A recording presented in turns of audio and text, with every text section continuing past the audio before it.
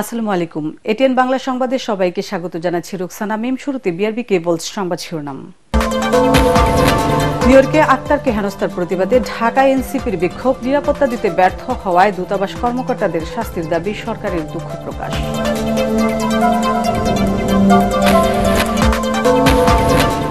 ফেব্রুয়ারিতে নির্বাচনে ব্যাপক প্রস্তুতি নিচ্ছে সরকার। নিউ ইয়র্কে মার্কিন দূতের সঙ্গে বৈঠকে ড মোহাম্মদ ইউনূস যোগ দিয়েছেন জাতিসংঘ অধিবেশনে।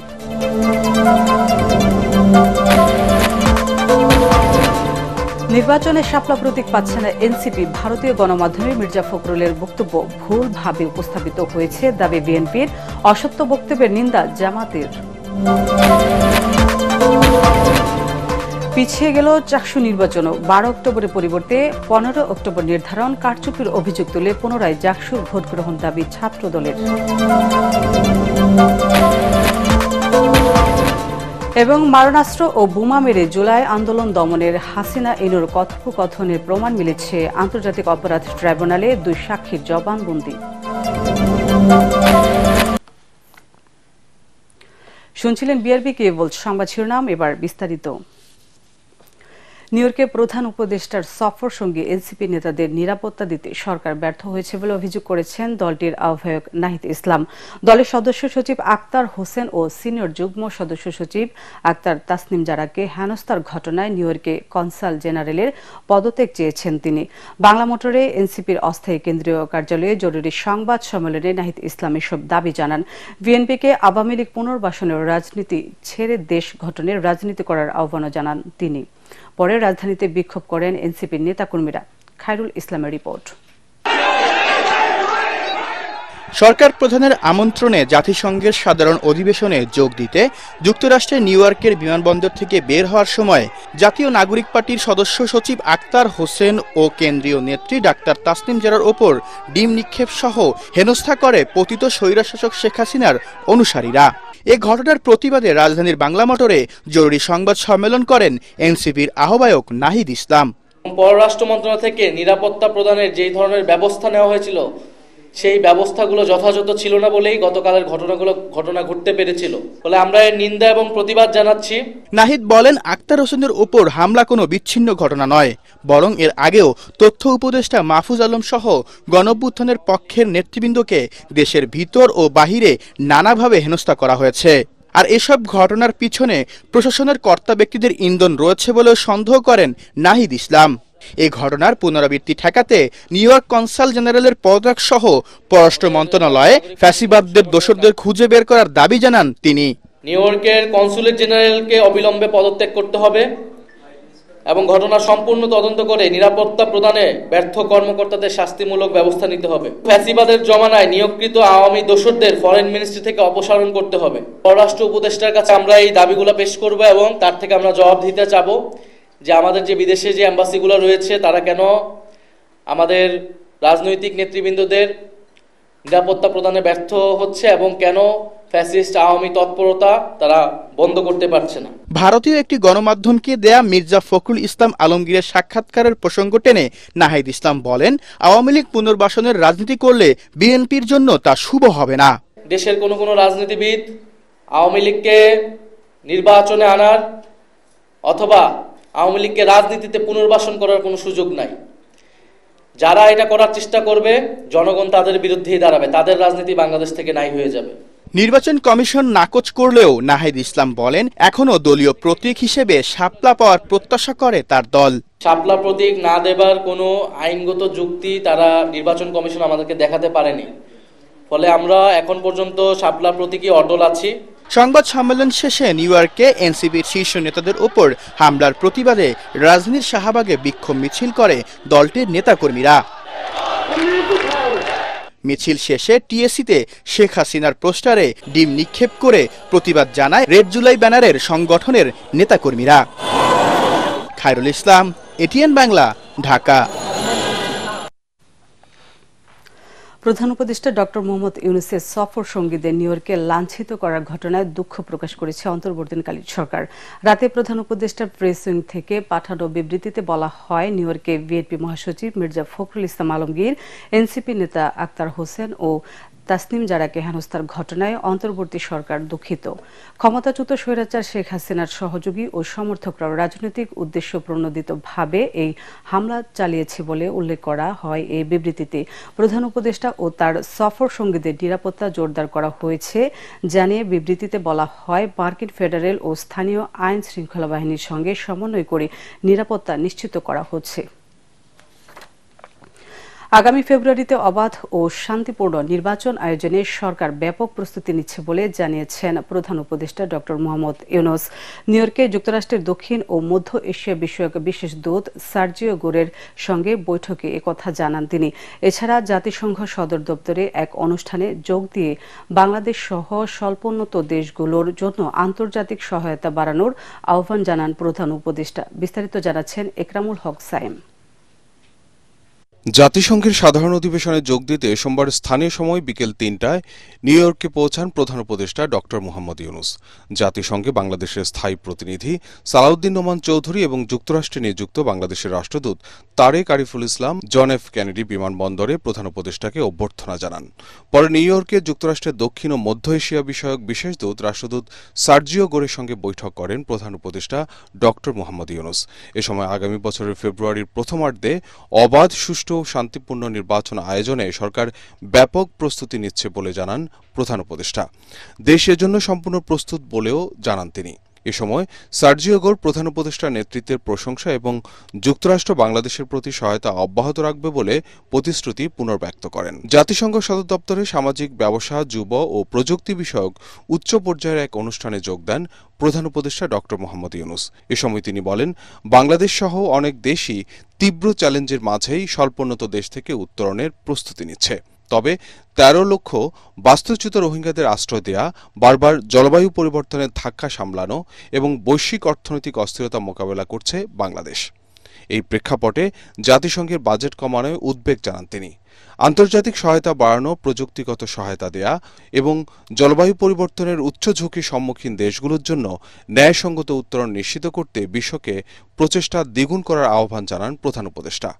স্থানীয় সময় সোমবার রাতে নিউ ইয়র্কের একটি হোটেলে প্রধান উপদেষ্টার সঙ্গে সাক্ষাৎ করেন বন্দুকধারীর হামলায় নিহত বাংলাদেশি বংশোদ্ভূত মার্কিন পুলিশ কর্মকর্তা দিদারুল ইসলামের পরিবারের সদস্যরা। দিদারুলের মৃত্যুতে তার পরিবারের প্রতি গভীর সমবেদনা জানান প্রধান উপদেষ্টা।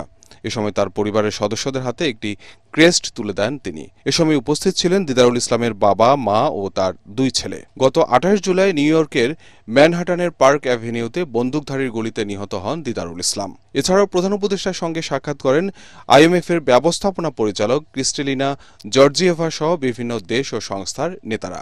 আগামী ২৬ সেপ্টেম্বর জাতিসংঘের সাধারণ অধিবেশনে ভাষণ দেবেন প্রধান উপদেষ্টা। একরামুল হক সায়েম, এটিএন বাংলা, ঢাকা। যুক্তরাষ্ট্রের নিউ ইয়র্কে আনুষ্ঠানিকভাবে শুরু হয়েছে জাতিসংঘ সাধারণ পরিষদের ৮০তম অধিবেশন। স্থানীয় সময় মঙ্গলবার সকালে এই অধিবেশন শুরু হয়েছে। এরই মধ্যে অধিবেশনে বক্তব্য রেখেছেন মার্কিন প্রেসিডেন্ট ডোনাল্ড ট্রাম্প। ইরানের পরমাণু স্থাপনা ধ্বংস সহ নানা ইস্যুতে বক্তব্য রাখেন তিনি।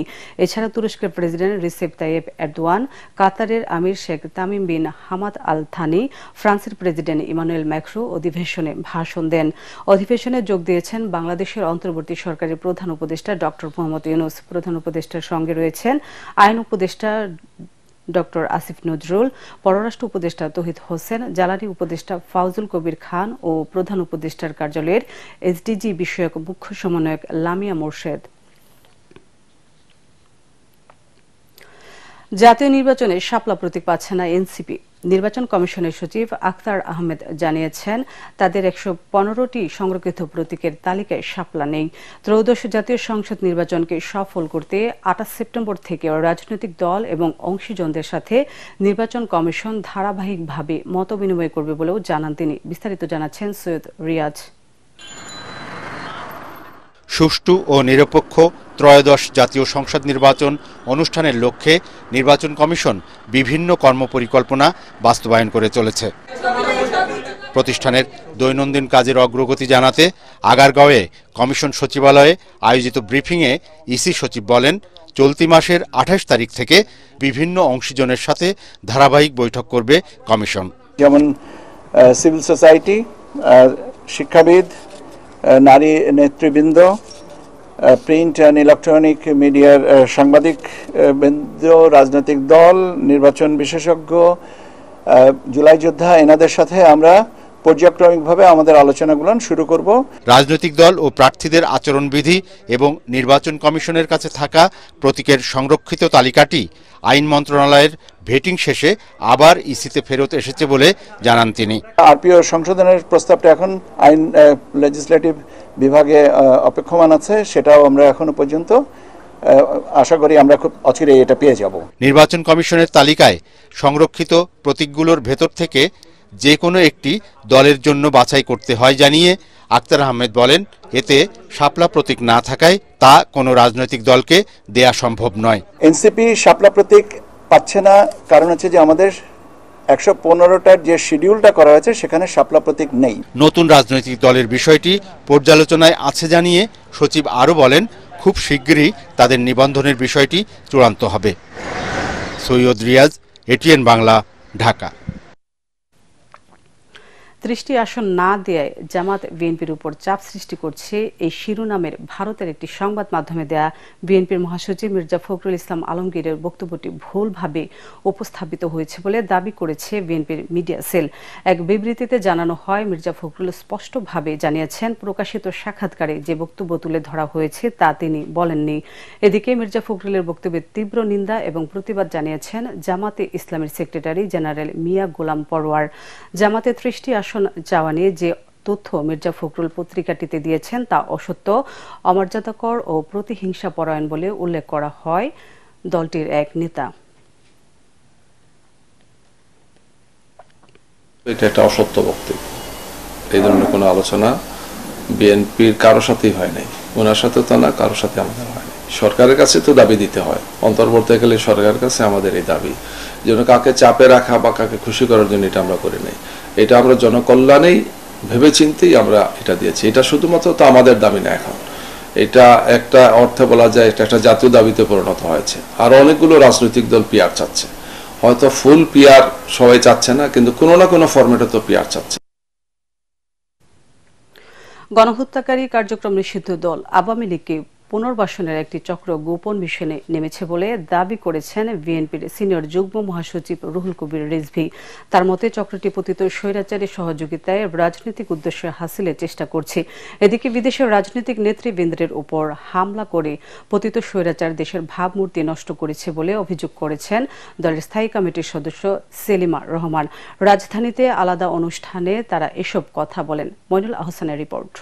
দল যাকে মনোনয়ন দিবে তার জন্য সকলে আপনারা। ত্রয়োদশ জাতীয় সংসদ নির্বাচনে বিএনপির সম্ভাব্য প্রার্থীদের কাউকে এখনো দলের পক্ষ থেকে সবুজ সংকেত দেয়া হয়নি বলে দাবি করা হয় এই সংবাদ সম্মেলনে।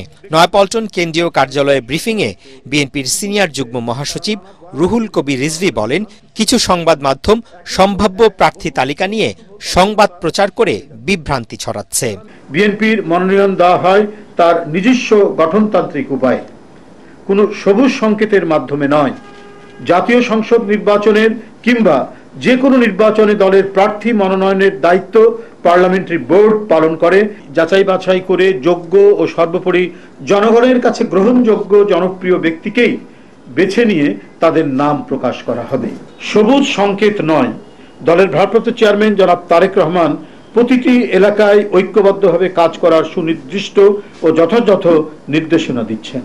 বিএনপির এই মুখপাত্র দাবি করেন, নিজেদের স্বার্থে একটি মহল গণঅভ্যুত্থানে ক্ষমতা হারানো আওয়ামী লীগকে পুনর্বাসনের চেষ্টা করছে। গণহত্যাকারী নিষিদ্ধ সংগঠন ফ্যাসিস্ট আওয়ামী লীগকে পুনর্বাসন করার গোপন মিশনে নেমেছে একটি চক্র।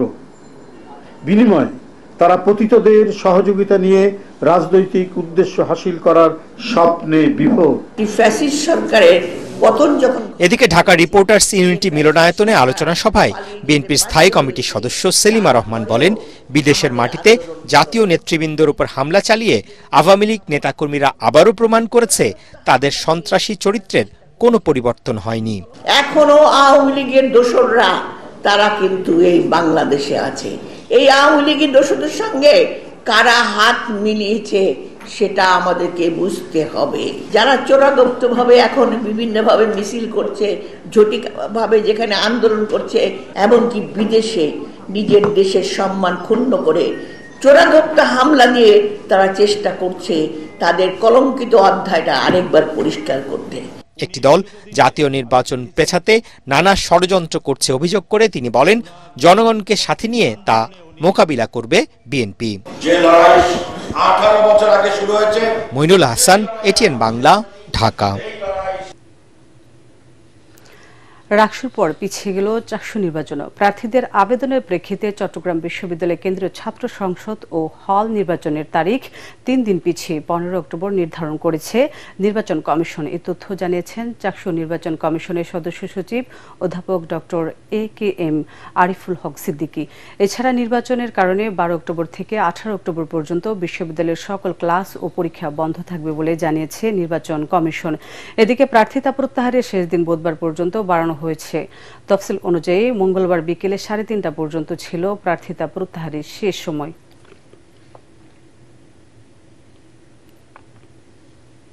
তারা আমাদের কাছে রিকোয়েস্ট করেছিল যে তারা নির্বাচনের জন্য 2-1 দিন সময় চায় অতিরিক্ত। প্রধান নির্বাচন কমিশনার মহোদয় সকল নির্বাচন কমিশনারদের কাছে এই মতামত উত্থাপন করার পরে অ্যানোনিমাস সিদ্ধান্ত অনুযায়ী চট্টগ্রাম বিশ্ববিদ্যালয় চাকসু হল এবং হোস্টেল সংসদ ইলেকশন 12 তারিখ রবিবারের পরিবর্তে 15 তারিখ বুধবারে নির্ধারণ করা হলো। এই সিদ্ধান্ত নেওয়ার পিছনে কারণ ছিল, বিশ্ববিদ্যালয় বন্ধ হয়ে যাওয়ার পরে নির্বাচন কমিশনাররাও ফিল করতেছেন যে এই 5টি ওয়ার্কিং ডে প্রস্তুতির জন্য যথেষ্ট নাও হতে পারে। জাহাঙ্গীরনগর বিশ্ববিদ্যালয় কেন্দ্রীয় ছাত্র সংসদ চাকসু নির্বাচনে অনিয়ম ও কারচুপির অভিযোগ তুলে ভোট গ্রহণের দাবি জানিয়েছে ছাত্রদল। বিশ্ববিদ্যালয় কেন্দ্রীয় ক্যাফেটেরিয়ায় সংবাদ সম্মেলনে বিশ্ববিদ্যালয় শাখা ছাত্রদল এই দাবি জানায়। এতে লিখিত বক্তব্য পাঠ করেন চাকসু নির্বাচনের ভিপি প্রার্থী শেখ সাদি, নারী জিএস প্রার্থী তানজিলা হোসেন বৈশাখী সহ নির্বাচনে অংশগ্রহণকারী সকল প্রার্থী এ সময় উপস্থিত ছিলেন। লিখিত বক্তব্যে শেখ সাদি 12টি দাবি তুলে ধরে বলেন, বিশ্ববিদ্যালয়ে সুষ্ঠু নির্বাচন করতে ব্যর্থ হয়েছে। অনিয়মের বিষয়ে বিশ্ববিদ্যালয় প্রশাসনকে লিখিত অভিযোগ দিলেও তাতে সাড়া দেয়নি। এ অবস্থায় পুনরায় চাকসু নির্বাচন দিতে প্রশাসনের প্রতি আহ্বান জানান তিনি। 11 সেপ্টেম্বর জাহাঙ্গীরনগর বিশ্ববিদ্যালয় কেন্দ্রীয় ছাত্র সংসদ নির্বাচন অনুষ্ঠিত হয়। এতে ভিপি পদে বিজয়ী হন স্বতন্ত্র প্রার্থী আব্দুর রশিদ জিত্তু। এছাড়া জিএস সহ প্রায় 21টি পদে জয়ী হয় ইসলামী ছাত্র শিবির। এবার আন্তর্জাতিক সংবাদ।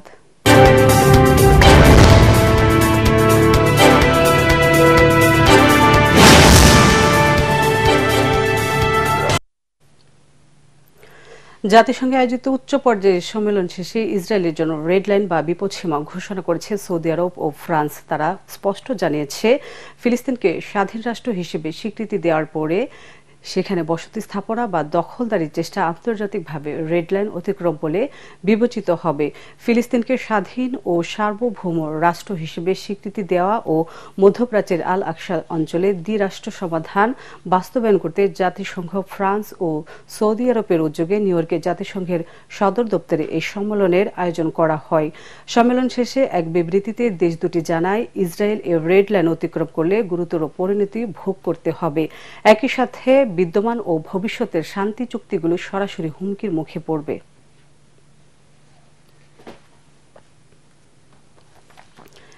DHL এক্সপ্রেস এবং দ্য ডেইলি স্টার যৌথ আয়োজনে 23তম বাংলাদেশ বিজনেস অ্যাওয়ার্ডস অনুষ্ঠিত হয়েছে। রাজধানীর ঢাকার Radisson blue Dhaka water garden হোটেলে আয়োজিত অনুষ্ঠানে প্রধান অতিথি ছিলেন অর্থ উপদেষ্টা ডক্টর সালেহুদ্দিন আহমেদ। বিশেষ অতিথি ছিলেন বাণিজ্য উপদেষ্টা শেখ বশির উদ্দিন। এবছরের অ্যাওয়ার্ডস পেয়েছেন financial institution of the year City Bank, enterprise of the year Walton group, business person of the year Ahsan Khan Chowdhury, outstanding women in business Sadia Haque, lifetime achievement award Anis Udullah. অনুষ্ঠানে DHL এক্সপ্রেস বাংলাদেশের ম্যানেজিং ডিরেক্টর মিয়ারুল হক বলেন, বিজয়ীরা শুধু শিল্পকে নয়, দেশের অর্থনীতি ও বৈশ্বিক প্রতিযোগিতায় অবস্থানকে শক্তিশালী করছেন।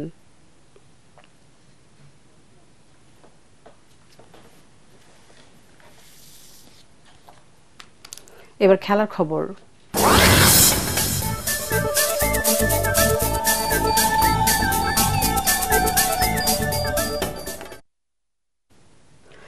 শ্রীলঙ্কাকে হারিয়ে টি-20 এশিয়া কাপে ফাইনালের আশা বাঁচিয়ে রাখল পাকিস্তান। মঙ্গলবার আবু ধাবিতে টুর্নামেন্টের সুপার 4-এ নিজেদের দ্বিতীয় ম্যাচে লঙ্কানদের 5 উইকেটে হারায় তারা। শ্রীলঙ্কার দেয়া 134 রানের টার্গেটে ব্যাট করতে নেমে দারুণ শুরু করে পাকিস্তান। উদ্বোধনী জুটিতে সাহিবজাদা ফারহান ও ফখর জামান 45 রান যোগ করে স্কোরবোর্ডে। 15 বলে 24 রান করা সাহিবজাদাকে ফেরান থিকসানা। একই ওভারে আউট হন ফখর জামানও। এরপর সাইম আইয়ুব, অধিনায়ক সালমান এবং মোহাম্মদ হারিস টিকতে না পারলে চাপে পড়ে পাকিস্তান। তবে কোনো অঘটন ঘটতে দেননি মোহাম্মদ নওয়াজ ও হোসেন তালাত। দুজনের 41 বলে 58 রানের জুটিতে 12 বল বাকি থাকতে 5 উইকেটের জয় পায় পাকিস্তান। এ জয়ে ফাইনালের পথে টিকে রইলেন শাহিন সালমানরা। এর আগে টসে হেরে ব্যাটিংয়ে নেমে পাকিস্তানের বোলিং তোপে 8 উইকেট হারিয়ে 133 রান সংগ্রহ করে লঙ্কানরা। 2 উইকেট ও অপরাজিত 30 রান করে ম্যাচ সেরা হয়েছেন অলরাউন্ডার হোসেন তালাত। প্রস্তুতির ঘাটতি নিয়েই ওয়ানডে বিশ্বকাপ ক্রিকেট খেলতে দুপুরে শ্রীলঙ্কা গেল বাংলাদেশ নারী দল। বিশ্বকাপ মঞ্চে খেলতে যাওয়ার আগে পর্যাপ্ত প্রস্তুতি নিতে পারেনি দল অসন্তুষ্ট নিগার সুলতানা জ্যোতিরা। প্রস্তুতিতে কোনো আন্তর্জাতিক সিরিজ খেলতে না পারার আক্ষেপও আছে নারী ক্রিকেটারদের। নিজেরা 2 দল ভাগ হয়ে অনূর্ধ্ব 15 পুরুষ দলের সাথে একটি সিরিজ খেললেও প্রস্তুতি আশানুরূপ হয়নি বলে মনে করেন দলের অধিনায়ক। এই সীমিত প্রস্তুতি নিয়েও বিশ্বকাপে অন্তত 2টি ম্যাচে জয়ের আশা করছে বাংলাদেশের নারীরা। আগামী 30 সেপ্টেম্বর শুরু হবে নারী ওয়ানডে বিশ্বকাপ। 2 অক্টোবর কলম্বোয় নিজেদের প্রথম ম্যাচ পাকিস্তানের নারীদের মুখোমুখি হবে বাংলাদেশ। রাজশাহীতে ডিআইজি কাপ ফুটবল টুর্নামেন্টে আলফা টিমকে হারিয়ে চ্যাম্পিয়ন হয়েছে চার্লি টিম। জেলার পুলিশ লাইন্স মাঠে প্রতিযোগিতার ফাইনালে চার্লি টিম 5-4 ব্যবধানে আলফা টিমকে হারিয়ে শিরোপা জিতে নেয়। টুর্নামেন্টে 4টি দল অংশ নেয়। ফাইনাল শেষে প্রধান অতিথি হিসেবে বিজয়ী ও বিজিত দলকে পুরস্কৃত করেন রাজশাহী রেঞ্জের ডিআইজি মোহাম্মদ শাহজাহান। এ সময় বিশেষ অতিথি ছিলেন Rajshahi metropolitan police commissioner Abu Sufian, ATN বাংলার চিফ রিপোর্টার GM তসলিম। প্রধান অতিথির বক্তব্যে ডিআইজি শাহজাহান বলেন, পুলিশ সদস্যদের মধ্যে চিত্ত বিনোদনের জন্য খেলাধুলার চর্চা করা অত্যন্ত জরুরি। ভবিষ্যতে নানা ধরনের খেলার প্রতিযোগিতার আয়োজন করা হবে বলেও জানান তিনি। টুর্নামেন্টের মিডিয়া পার্টনার এটিএন বাংলা। শেষ করার আগে বিআরবি কেবল সংবাদ শিরোনামগুলো আরেকবার। নিউ ইয়র্কে আক্তারকে হেনস্থার প্রতিবাদে ঢাকা এনসিপির বিক্ষোভ। নিরাপত্তা দিতে ব্যর্থ হওয়ায় দূতাবাস কর্মকর্তাদের শাস্তি দাবি, সরকারের দুঃখ প্রকাশ। ফেব্রুয়ারিতে নির্বাচনে ব্যাপক প্রস্তুতি নিচ্ছে সরকার। নিউ ইয়র্কে মার্কিন দূতের সঙ্গে বৈঠক ডক্টর মোহাম্মদ ইউনূস যোগ দিয়েছেন জাতিসংঘ অধিবেশনে।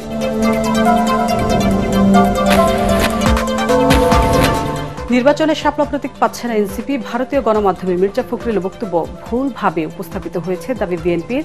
অসত্য বক্তব্যের নিন্দা জামাতের। পিছিয়ে গেল চাকসু নির্বাচনও। 12 অক্টোবরের পরিবর্তে 15 অক্টোবর নির্ধারণ। কারচুপির অভিযোগ তুলে পুনরায় জাকসুর ভোট গ্রহণ দাবি ছাত্রদলের। এবং মারণাস্ত্র ও বোমা মেরে জুলাই আন্দোলন দমনের হাসিনা ইনুর কথোপকথনের প্রমাণ মিলেছে আন্তর্জাতিক অপরাধ ট্রাইব্যুনালে 2 সাক্ষীর জবানবন্দি। পরবর্তী সংবাদ দেখার আমন্ত্রণ জানিয়ে এখনকার মতো শেষ করছি এটিএন বাংলা সংবাদ। ইউটিউবে দেখতে ব্রাউজ করুন youtube/ATN বাংলা নিউজ। এতক্ষণ সাথে থাকার জন্য ধন্যবাদ।